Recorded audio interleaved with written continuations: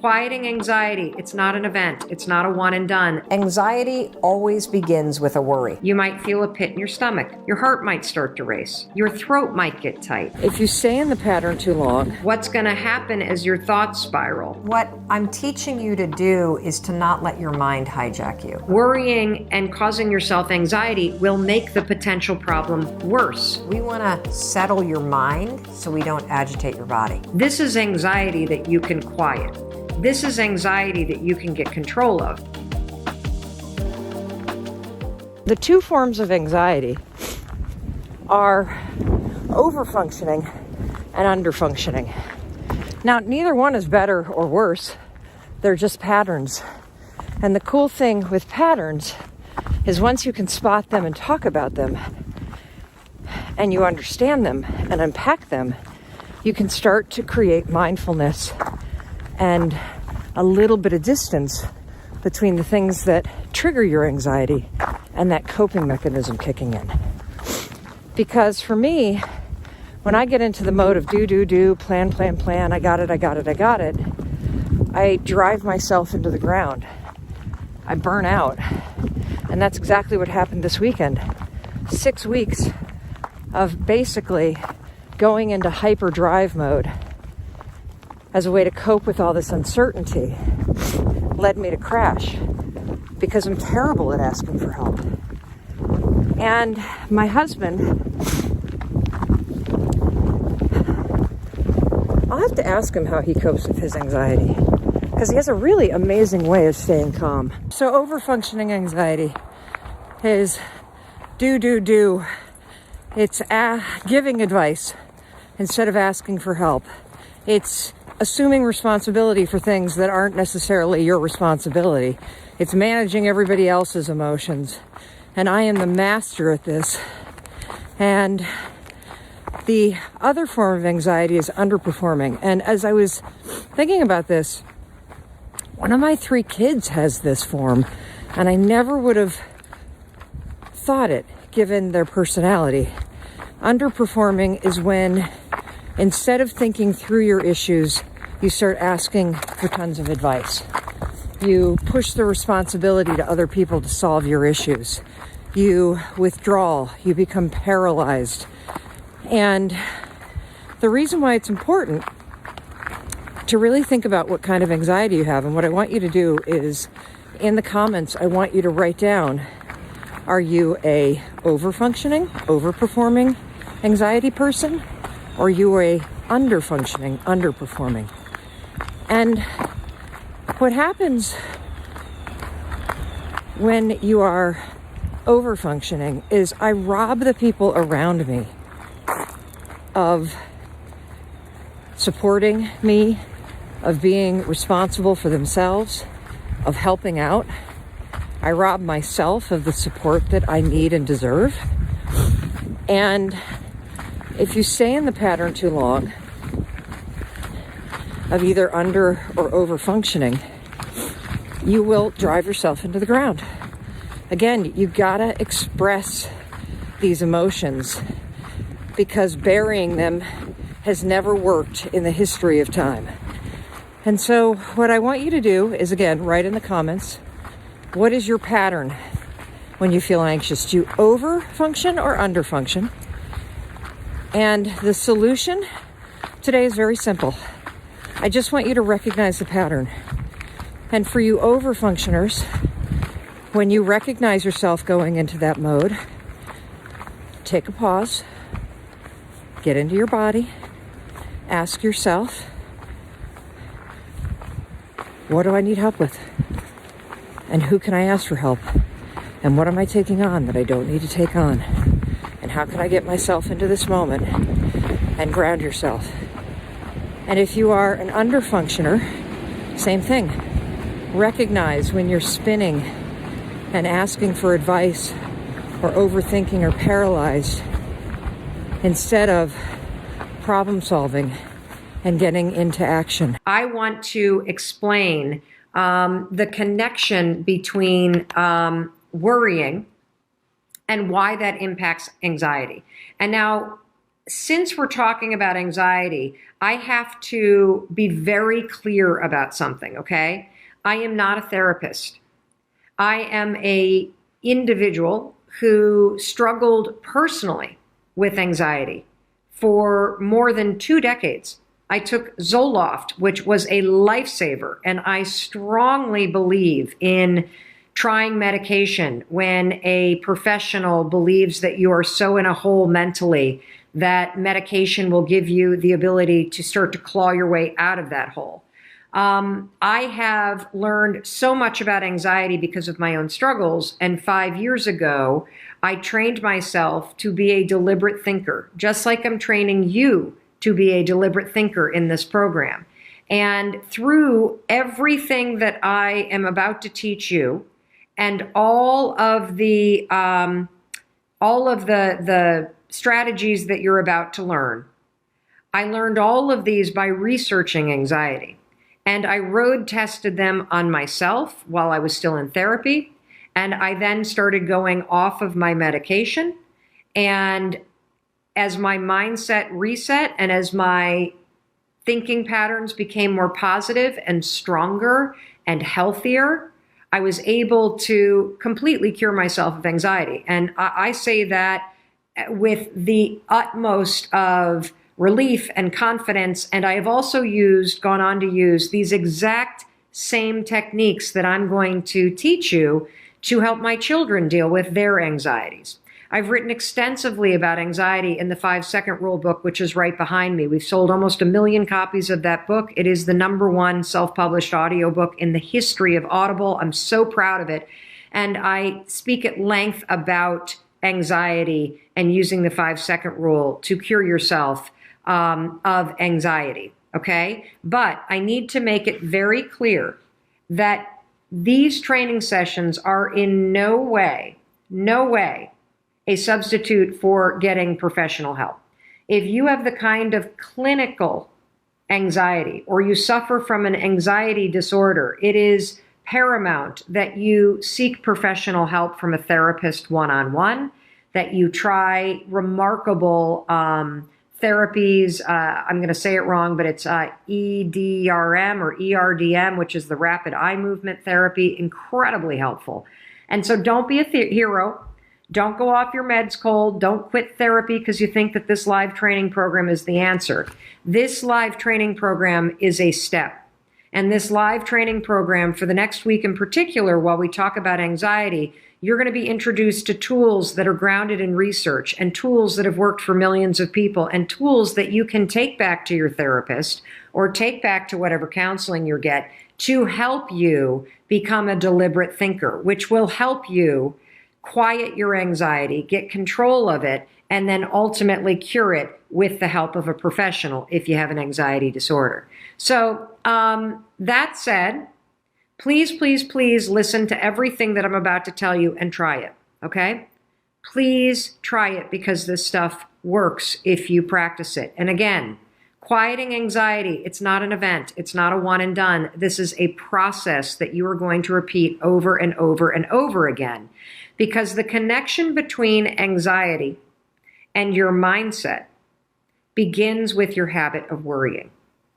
We have a question from Twitter. Is worrying the same as overthinking? If you're overthinking about positive stuff and keeping yourself in an excited state, no, it's not. If you're overthinking and the overthinking is you spinning scenarios in your mind that are negative, yes. Overthinking is another word when it's negative for worrying on overdrive. It means that you worry in loops. And you keep repeating the worry over and over and over as if you were washing the same load of laundry over and over and over again.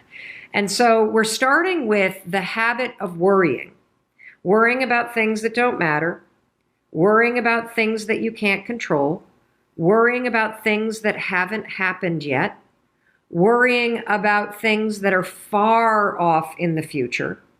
When you start to train yourself to think about things that are not in your control, or think about things that are statistically likely never to happen, that is when you can get into trouble. And that's why we're going to start with worrying.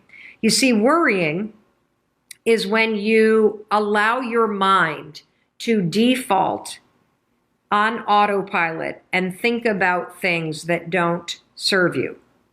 Think about things that are outside of your control. I'm going to give you an example that's very recent in my life. So I don't know, there were a bunch of you that noticed in the live streams that were on January 6th and January 7th, and I think January 5th. Many of you noticed that I had a lot of discoloration on my neck, and I had what appeared to be a lump. And my own dermatologist pointed it out to me, that I had a lump that was kind of like right here. Now, the second that somebody says lump, what are your thoughts default to automatically? The second somebody says you got a lump on your neck, cancer, of course. I've got some sort of disease that's going to kill me. And so what do I do when my thoughts go there? Well, then I start touching it, and I start poking at it, and I start pinching at it, and then I start asking everybody, do you see this lump on my neck? And asking people if they see a lump, that's a proactive action. That's a good idea.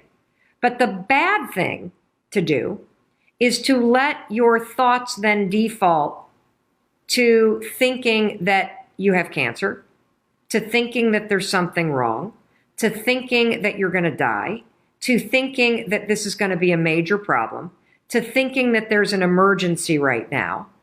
And the problem with allowing your thoughts to go that way is because when you start to think about things, first of all, it's outside of my control if this is cancer or not. It's outside of my control right now if this is going to kill me. It's outside of my control right now whether or not a week from now when I go see my doctor, they're going to diagnose what is in my neck.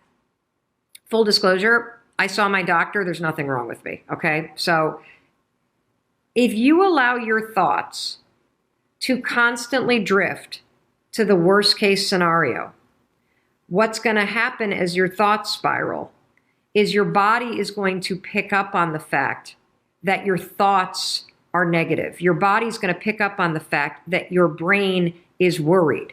And what's going to happen if you allow your thoughts to spiral the way that mine started to about this silly little lump on my neck is that you will start to trigger agitation in your body. So when you start thinking negative things up here, you're going to start feeling negative things in here. You might feel a pit in your stomach. You might actually start to sweat. Your heart might start to race. Your throat might get tight. Your hands might get clammy. These are all telltale signs that you have now crossed from simply worrying in your mind to feeling physical agitation, which is anxiety. So that's the relationship between worrying about something, which is thinking negative thoughts about things that are outside your control, and anxiety, which is when those worries become physical agitation in your body caused by your thoughts. That's it. And so it's critical for you, if you have anxiety, if your kids have anxiety, if you're a chronic worrier, if you lay awake at night thinking about all these things that you need to do, we're going to go through all of this and all kinds of things that you can do to start to address this. It is critical that you understand that there is a connection between the day-to-day anxiety that many of you feel. We're not talking about anxiety disorders here. We're talking about the day-to-day anxiety that you feel that is triggered by the worries in your own head, that is triggered by the overwhelm that you feel in your life. This is anxiety that you can quiet. This is anxiety that you can get control of, because this form of anxiety is all triggered by your habit of worrying about things beyond your control. Worrying about whether or not your boss is going to snap at you. Worrying about whether or not your spouse is going to be in a bad mood when you walk in. Worrying about things that you can't necessarily control. And so here's the thing that you want to do. When you have a worry, for example, being worried about a lump in your neck is a good thing, because it'll get you to take action. So the second that I confirmed and I looked at the screenshots that many of you sent me and I checked it out in the mirror, that I had a little something right here, I made an appointment with my doctor. And then you know what I did for the rest of the week? I practiced the tools that we've already covered in videos 1 through 11. I practiced the tools of autopilot versus deliberate thinking. You see, you worry when you're on autopilot.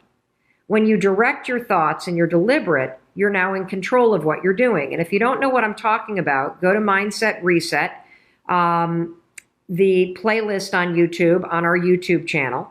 And on video number 2 is all about autopilot versus deliberate thinking.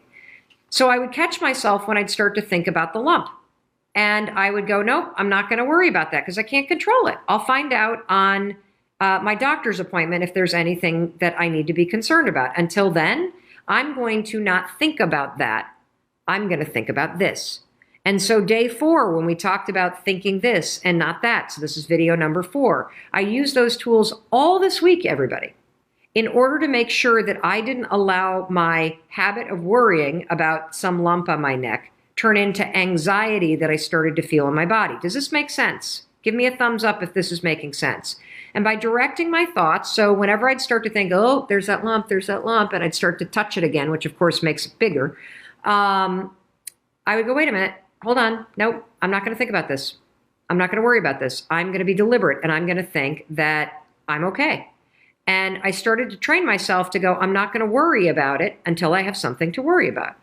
I'm going to make a doctor's appointment, and I will worry about it when there's something to worry about it. But for now, I'm just going to assume that it's totally fine, that there's nothing there, that maybe it's an insect bite or something like that that's gotten inflamed, and that's that. And you know what? It works. It works. And let's say that when I went to my doctor's appointment on Thursday, I got a bad diagnosis. Well, guess what? Then there are decisions to make. Then there are things to be concerned about. I still am going to have to manage my worries, because if I start to allow myself to get anxious about a negative situation, I'm going to make it worse for myself, okay? Your anxiety and your worrying doesn't change the things you need to do to address any problem in your life or potential problem. But worrying and causing yourself anxiety will make the potential problem worse, because you are going to make yourself feel worse. So it all begins with you and being deliberate about what you will allow yourself to think about and what you will not allow yourself to think about. If you're somebody that suffers from anxiety, first of all, here's what you need to know. It's not a disease. Period. It's not a disease. There are people that suffer from acute anxiety disorder. They should seek professional help. There's incredible medication that works. I'm talking to the people that suffer from more general anxiety that people feel in their day-to-day lives, right, or that are brought on by a specific situation. I'm also speaking from specific personal experience and the fact that we know of hundreds of thousands of people who've actually cured their anxiety, right, because of what I teach. So here's what you need to understand. Anxiety always begins with a worry. Always. It begins with a thought that is triggered by something. So if you suffer from anxiety, you wake up in the morning and your mind spins, you lay in bed at night and your mind spins, you walk into work and you feel anxious in your body, I want you to write down all the things that trigger you to feel anxious. Interestingly, another major trigger is being home or going home and that moment right before your partner walks in the door. If you feel anxious when your partner's about to walk in or you're about to walk into your own home, that is a major signal that you're in the wrong relationship, that there is something incredibly off and you either need to get into counseling, but that is one that we hear a lot about. Wow. Because you're walking into a situation that feels uncertain. Yeah. A lot of people, by the way, had parents that were abusive or parents that were yellers. So they also are experiencing ghosts from the childhood of it's 5 o'clock, dad's about to come home and pour a drink, and everybody's on edge. Yeah. So write down the triggers, okay? Because having kind of the triggers ahead of time will help you come up with a plan for how you're going to catch yourself when your mind defaults to the automatic ways that it thinks. Then what I want you to write down next to the trigger is what exactly are you worried about?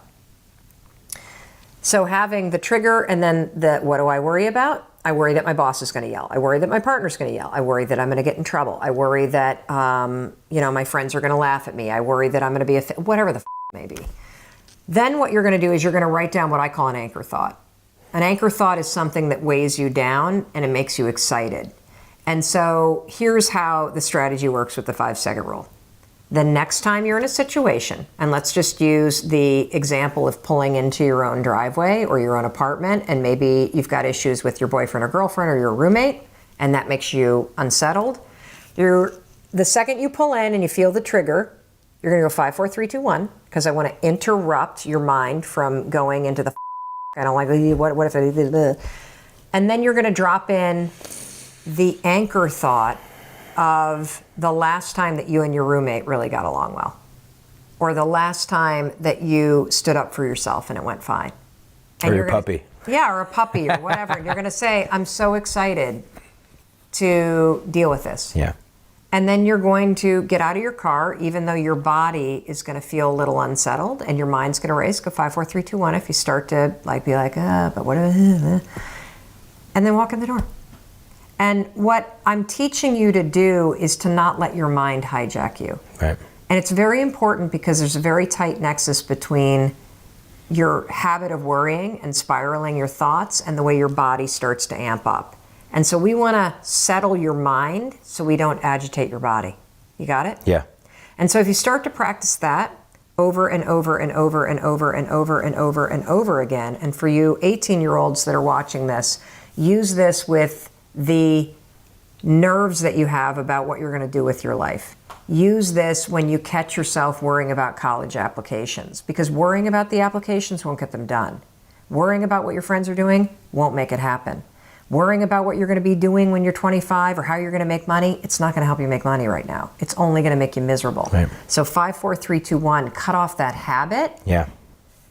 That'll stabilize your body, and then go to a vision of you at the age of 25, driving a car that you think is cool and hanging out with a friend that's cool and saying to yourself, I'm so excited because I know I'm going to figure it out. Hey, it's Mel. Thank you so much for being here. If you enjoyed that video, by God, please subscribe because I don't want you to miss a thing. Thank you so much for being here. We've got so much amazing stuff coming. Thank you so much for sending this stuff to your friends and your family. I love you. We create these videos for you. So make sure you subscribe. Mwah.